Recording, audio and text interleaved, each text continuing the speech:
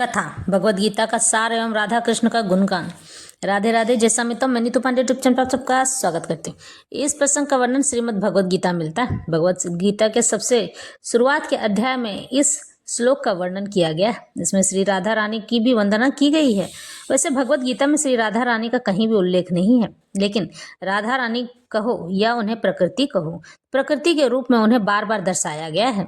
और हम अगर माने तो प्रकृति ही राधा रानी है। इस तरह से हम उन्हें नमन करते हैं। हे कृष्ण करुणा सिंधु दीन बंधु जगतपति, गोपेश गोपिका कांत राधा कांत नमोस्तुते। हे प्रभु, आप दुखियों के सखा एवं सृष्टि के उद्गम हैं। आप गोपियों के स्वामी एवं सबके प्रेमी हैं। मैं आपको सादर प्रणाम करता हूँ। तप्त काश्चन गौरांगी राधे वृंदावनेश्वरी वृषभानुसुते देवी प्रणमामि हरि प्रिय। मैं राधा रानी को प्रणाम करती हूँ, जिनकी शारीरिक कांति पिघले सोने के सदृश है एवं वृंदावन की महारानी हैं। आप राजा वृषभानु की पुत्री हैं और भगवान श्री कृष्ण आपको अत्यंत प्रिय हैं। इस तरह से भगवान श्री कृष्ण और राधा रानी का गुणगान यहाँ हो रहा है। भगवान श्री कृष्ण ने भगवद गीता में समझाया कि कर्म ही प्रधान है। जो मनुष्य जिस कर्म के हिसाब से अपनी मृत्यु को पाता है, उसके अगले जन्म में उसे वैसा ही जीवन प्राप्त होता है। क्योंकि अगर कोई पुत्री है और अपने पिता के बिना नहीं रह सकती है, बार बार उन्हें कहती है, तो यह लिखा हुआ है कि अगले जन्म में वह पुत्री उस पुरुष की पत्नी हो जाएगी। यानी इस बात में कहा गया है कि कोई भी रिश्ता एक सार एक जैसा नहीं होता है। इस जन्म में कुछ और तो अगले जन्म में कुछ और वो उसका जो पति होगा वह दूसरी स्त्रियों के परगामी में रहेगा, यानी कि पर स्त्री में विलीन रहेगा। चाहे कितना भी कुछ भी कर लो, जो चीज आपका नहीं है वो आपको नहीं मिल सकता। इसलिए कहते हैं ना कि जो चला गया उसके पीछे रोने से बेहतर है उसकी कुशलता की कामना की जाए। इसलिए भगवान श्री कृष्ण भगवद गीता में इन बातों को बार बार समझाते आ रहे हैं कि इस जन्म में जो रिश्ते आपको मिले हैं उस रिश्तों को ही केवल और केवल ईमानदारी से निभाना चाहिए, बल्कि ऐसा न करें कि उस रिश्ते में बेईमानी कर बैठे। यानी कि जो चचेरे भाई बहन हैं या किसी भी प्रकार से रिश्ते में भाई बहन लगते हैं तो वो उसे गलत संबंध की ओर लेकर चले जाए। भगवान ये कहना चाहते हैं कि वर्तमान जो जीवन है उस जीवन को ईमानदारी से निभाया जाए। अगला जन्म आपको क्या मिलेगा ये केवल और केवल ईश्वर तय करते हैं, आपका कर्म तय करता है। तो इसी हिसाब से जीवन को जीना चाहिए।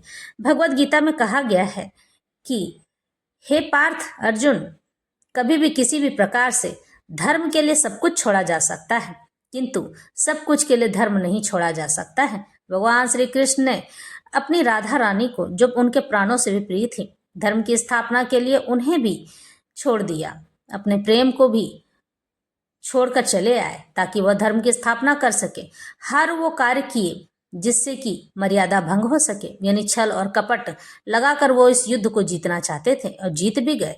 धर्म की स्थापना के लिए उन्होंने वो सारे कार्य किए जो उन्हें करने की इच्छा नहीं थी। भगवान इसीलिए पृथ्वी पर आए ही थे कि हर मर्यादा तोड़कर, हर चीज को लांघ कर धर्म की स्थापना की जाए, ताकि आने वाले समय में मनुष्य इस भगवद गीता का सार को जानकर अपने आप को आगे बढ़ा सके। भगवद गीता लिखी जाएगी, भगवद गीता का सार इस तरह से कहा जाएगा। भगवान अपने दिव्य रूप का प्रकाश सबको दिखाएंगे। यह बात सृष्टि के आरंभ में ही तय कर दी गई थी। भगवान श्री कृष्ण ने ही भगवद गीता में बताया कि विवस्वान को मैंने ही भगवद गीता का ज्ञान दिया था, ताकि आने वाले समय में वह यह जान सकें कि महाभारत का युद्ध होगा और भगवद गीता लिखी जाएगी। इस तरह से भगवान श्री कृष्ण विवस्वान यानी सूर्य देव को यह बात बताते हैं और इस तरह से भगवद गीता यानी महाभारत के युद्ध की तैयारी पहले से कर दी गई थी। जो सृष्टि ने लिख दिया है, यानी कि ईश्वर ने जो हमारे भाग्य में लिख दिया है, उसके आगे कुछ नहीं हो सकता है। भगवान कहते हैं कि तुम अपना कर्म करते चलो, तुम्हें कोई लेना देना नहीं है कि इसका फल तुम्हें क्या मिलने वाला है। अपने अच्छे कर्म को सदा सर्वथा आगे ही रखना चाहिए। भगवान श्री कृष्ण और समझाते हैं कि पाप और पुण्य मेरे ही कारण होते हैं, मैं ही करवाता हूँ। तुमने पाप किया है, तुम्हें इसकी चिंता करने की आवश्यकता नहीं है। बस उस मन में विचार इतना करके रखना कि जो भी कार्य करो शुद्ध और स्थिर मन से करो और मुझे ही अर्पित और समर्पित करके करो। जो कार्य मुझे और अर्पित और समर्पित करके किए जाते हैं तो उन कार्यों में दोष नहीं लगता है, क्योंकि वह मैं ही कर रहा होता हूँ। भगवान श्री कृष्ण इस बात को बार बार समझाते हुए लोगों से कहते हैं कि तुम केवल और केवल एक भूमिका निभाने के लिए इस पृथ्वी पर आए हो। अपनी भूमिका निभाओ और अपनी यात्रा आगे की ओर बढ़ाओ।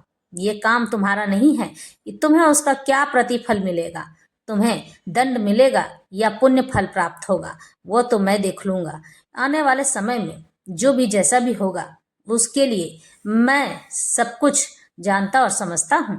इसलिए भगवान श्री कृष्ण इस बात को बार बार कहते हुए समझाते हैं कि मनुष्य पुण्य भी मेरी मर्जी से करता है और पाप भी मेरी मर्जी से करता है, क्योंकि सभी अगर पुण्य ही करते चले जाएंगे तो पाप को कोई नहीं देखना चाहेगा, और अगर केवल पाप ही करते चले जाएंगे तो पुण्य नष्ट हो जाएगा। इस तरह से मनुष्य अधोगति को प्राप्त हो जाएगा और पुण्य प्राप्त कर लेगा तो इस जीवन में लीला का समापन हो जाएगा। इसलिए पाप और पुण्य मैं ही करवाता हूँ। जो मनुष्य पाप नहीं करना चाहता है मैं उससे जानबूझकर गलती करवा देता हूँ, ताकि आने वाले समय में वह मनुष्य गलती करके जीवन में ज्ञान प्राप्त कर सके। भगवान श्री कृष्ण ने राधा रानी को इसलिए छोड़ा था क्योंकि वह धर्म की स्थापना करना चाहते थे, और धर्म की स्थापना के लिए प्रेम की आवश्यकता नहीं थी, बल्कि वहाँ एक स्थिर चित्त वाले ऐसे मनुष्य की आवश्यकता थी जो कि इस सभी कार्यों को स्थिरता पूर्वक निभा सके, धर्म की स्थापना कर सके, और वहाँ उन लोगों को यह ज्ञान हम सबको दे सके कि भगवत गीता में कही गई हर बात, हर एक क्षण, हर एक घड़ी उस पुण्य के समान था। जिन लोगों ने यह भगवत गीता पढ़ी, देखी, सुनी, वह लोग भगवान के अत्यंत प्रिय हो गए, क्योंकि भगवान चाहते थे कि इन लोगों को भगवत गीता का ज्ञान मिले, और यह भगवत गीता हम सबके लिए भगवान लेकर आए। भगवान के श्रीमुख से कहे जाने वाली यह भगवत गीता हम सबके लिए जीवन का मार्गदर्शन प्रशस्त करने के लिए कलयुग में लेकर आई है। इस कलयुग में जो भी अपनी संतान को उच्च कोटि का देखना चाहते हैं तो उन लोगों को भगवत गीता बच्चों को जरूर सुनानी चाहिए, पढ़ने के लिए भी प्रेरित करना चाहिए, क्योंकि यह भगवत गीता ही हमें सिखाती है आलस किस तरह से त्यागना चाहिए। यह भगवत गीता ही हमें सिखाती है कि माता पिता का सम्मान किस प्रकार करना चाहिए, माता क्यों आवश्यक है पूजने के लिए, पिता क्यों आवश्यक है पूजने के लिए। आखिर क्या है इस भगवत गीता में जो कि माँ से संबंध रखता है। कहते हैं कि पूरे ब्रह्मांड का कर्जा चुकाया जा सकता है, किंतु माता का कर्ज, माँ के दूध का कर्ज किसी भी प्रकार से नहीं चुकाया जा सकता है। मनुष्य अपना बलिदान दे भी दे तब भी अपनी माँ के कर्ज का हिस्सा नहीं चुका सकता है, क्योंकि माता जो संतान बड़ी होती चली जाती है, माँ का प्रेम उतना ही बढ़ता चला जाता है और उसके लिए उतनी ही चिंता होती है। यह जानते हुए कि मेरा बेटा सक्षम हो चुका है, मेरी बेटी सक्षम है उस कार्य को करने के लिए, वह उस दुखों से पार भी हो जाएगा, इस कार्य को कर भी लेगा। लेकिन माँ तो माँ होती है, वह इस चिंता में घुली चली जाती है कि अरे मेरे बच्चे का क्या होगा, अकेला मेरा बच्चा पीसता रहता है, अकेला कमाने वाला मेरा बच्चा है और खाने वाले 10 लोग। इस तरह से उन लोगों घर के लोगों को ही ताना देती है, और घर के लोग अगर चाहें तो अपने घर के मालिक को ताना देते हैं, लेकिन एक माँ ही ऐसी होती है कि वो घर के लोगों को सुनाकर अपनी संतान के लिए भला सोचती है। और यही सबसे बड़ी उपलब्धि मनुष्य के लिए भगवान ने प्रदान की है कि आप सबका कर्जा चुका सकते हैं, किंतु अपनी माता का कर्जा नहीं चुका सकते हैं।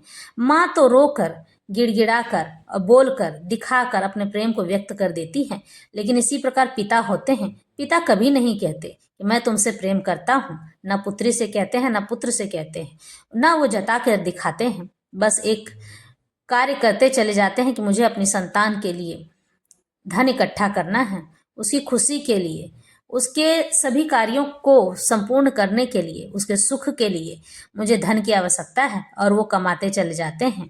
कभी कभी तो कई पिता तो ऐसे भी होते हैं कि उन्हें उनकी जवानी कब चली गई और बुढ़ापा कब आ गया उन्हें पता ही नहीं चलता है। वो तो भूल भी जाते हैं कि मैं इस उम्र तक पहुंच कैसे गया, क्योंकि वो देखना ही भूल गया अपनी पत्नी, पुत्र और पुत्री की सेवा करने के लिए, उन लोगों की देखभाल करने के लिए, उनके जीवन को खुशहाल बनाने के लिए। इसलिए माता और पिता का सेवा करना अनिवार्य है। इसलिए हमारे आने वाली पीढ़ी को भगवत गीता का सार, रामचरितमानस का सार देना आवश्यक है, क्योंकि जो बच्चे इसे पढ़ लेंगे उनके जीवन में बदलाव स्वतः आने लगेगा। और केवल बच्चों के लिए या बड़ों के लिए ही नहीं है, बड़े बुजुर्गों के लिए भी है। हमारी आने वाली पीढ़ी को भगवत गीता की सबसे ज्यादा जरूरत है, और यही भगवत गीता का सार है। भगवत गीता हमेशा कहती है कि अपने जीवन में अगर बदलाव चाहिए तो हमेशा उच्च कोटि का कार्य करो, निम्न कार्य करने से तुम्हें कुछ भी हासिल नहीं होने वाला है। इस तरह से ये समाप्त